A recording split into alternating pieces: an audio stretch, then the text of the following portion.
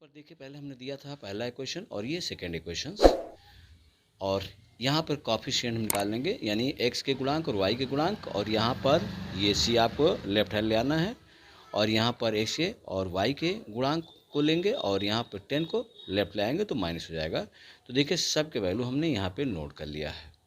ठीक, ये दोनों इक्वेशन से हमें फाइंड हो गया।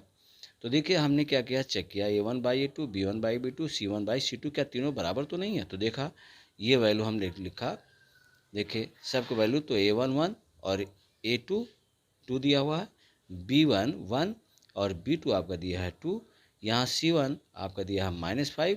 यहाँ पर तीनों एक दूसरे के इक्वल हैं, तो ये क्या कहलाएगा, कॉन्सिस्टेंट कहलाएगा, कॉन्सिस्टेंट हो जाएगा।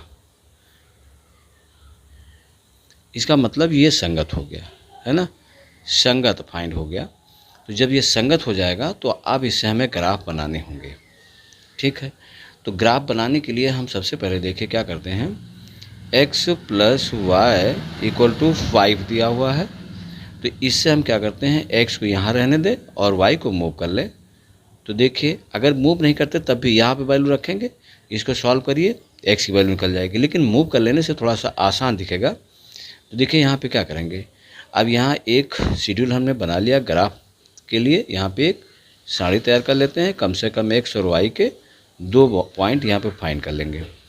तो देखिए अगर y की वैल्यू यहाँ हम लिख देते हैं 2, तो यहाँ पे कितना आ जाएगा 3, क्योंकि 5 में से 2 गया 3 आ जाएगा। x के प्लेस y के प्लेस पर कितना लिखोगे, देखिए 2, तो यहाँ 5 से 2 माइनस किया तो 3 आ गया। अब यहाँ अगर हम 3 लिखते हैं y के प्लेस पर, तो 1 से आपको कितना हो जाएगा, 2 हो गया, ये पॉइंट निकल गया।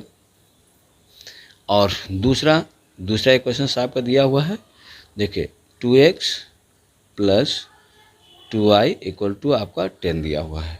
तो इस पर भी देखिए हम क्या कर लेते हैं, 2 कॉमन कर लें तो ज़्यादा आसान हो जाएगा, लेकिन कोई बात नहीं, रहने दीजिए। तो यहाँ पर देखिए 10 - 2y कर लेते हैं, और यहाँ भी 2 पॉइंट कम से कम फाइंड कर लेंगे। जैसे देखिए इसमें तो ये आपका हो गया x और ये हो गया y, इस पे 2 पॉइंट फाइंड कर लें। तो देखिए अगर यहाँ पे हम 2 लिखते हैं तो 2 2 जा 4 और 10 से 4 गया 6, तो यहाँ पर हमने 2 लिखा, तो 2 2 जा 4, 10 से 4 गया 6, और यहाँ पर अगर हम 3 लिखते हैं तो 3 2 जा 6, 10 से 6 गया, ये कितना आ जाएगा 4। तो देखिए 2 पॉइंट यहाँ पे आपके फाइंड हो गए। अब इनसे हमें क्या करना है, ग्राफ बनाने हैं। सबसे पहले देखिए यहाँ पे लाइन ड्रा कर लेते हैं, और इन पॉइंट को हम यहाँ पर डिनोट कर देंगे। देखिए ये आपको होता है x और ये होता है x', और यहाँ पर ये हो गया y और यहाँ पे हो जाएगा y'। और ये जानते हैं इधर ही आते हैं तो प्लस में, इधर ही होता तो प्लस में, और यहाँ पर इधर माइनस पे, और इधर ये माइनस पे हो जाता है। तो हमें ध्यान रखना, देखिए अब इन पॉइंट को हमें बनाना है। देखिए ये पॉइंट दिया हुआ है, दूसरा एक ये दिया हुआ है, और दूसरा ये आपका ये दिया हुआ है, तो इन्हीं पर हमें बनाना है। तो देखिए सब यहाँ पे हम डिनोट कर लेते हैं। पहला 3 और 2 दिया हुआ है, तो x पर कितने पॉइंट जाएंगे, 1 2 3, और y पे कितना जाएंगे, 2 पार्ट। तो देखिए इसको अगर हम इसको ऐसे मिलाएं तो देखिए कहीं पर यहाँ पे आपको मिलता दिखेगा, तो ये 3 और 2 हो गया, और ये पॉइंट हमें मालूम हो गया। और दूसरा पॉइंट आपको दिया हुआ 3 और 2, x पर 2 है, तो देखिए x पर 2 और y पर कितना हो गया 3, ये आगे बढ़ाएंगे तो यहाँ से और इससे मिलता हुआ दिखेगा आपका, तो ये पॉइंट आपका यहाँ मिल गया। देखिए तो 2 और 3 पॉइंट हो गया। अब इसको स्केल से हम मिला देते हैं दोनों पॉइंट को।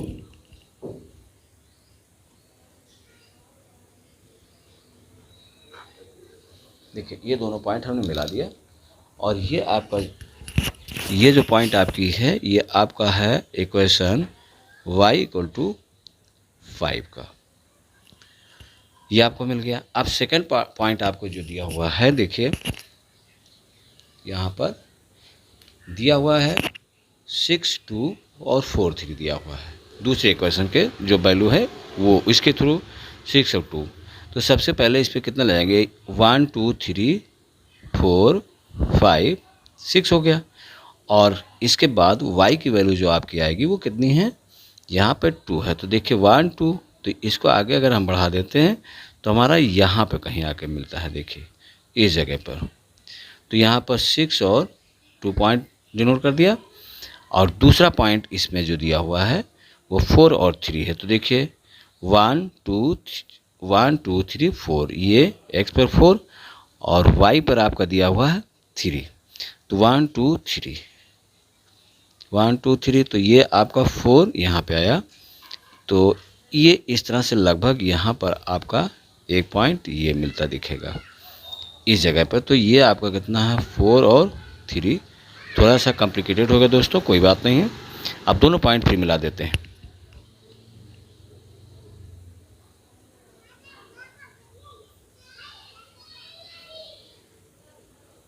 इन लाइन को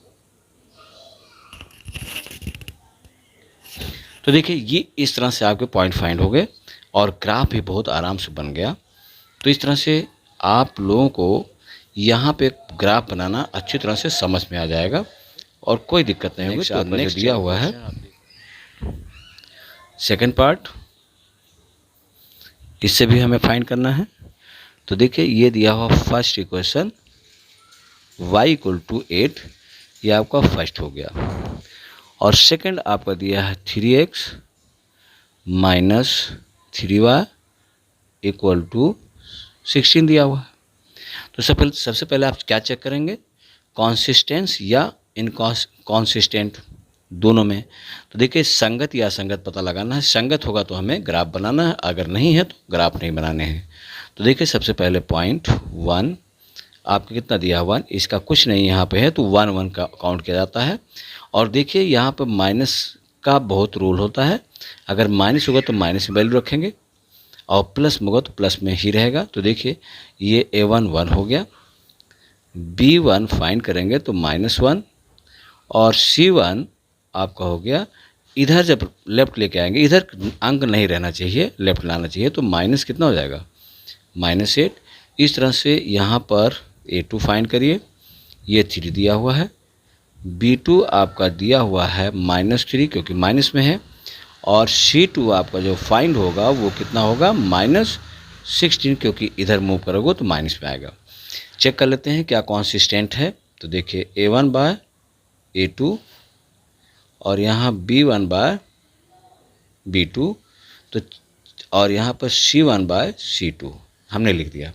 तो देखिए यहाँ पर a1 कितना है 1 और a2 आपका है 3 और इक्वल टू b1 आपका है -1 और c2 है -3। तो देखिए ये दोनों कट जाएगा। अभी तक तो दोनों बराबर हैं, तो तीसरा भी चेक कर लेते हैं। ये -8 बाय -16, ये भी देखिए कट गया। 8 1 जा 8, 8 2 जा 16। तो देखिए यहाँ पर दो आपके बिल्कुल यहाँ पे बराबर हो गए और तीसरा आपका यहाँ पर इक्वल नहीं है।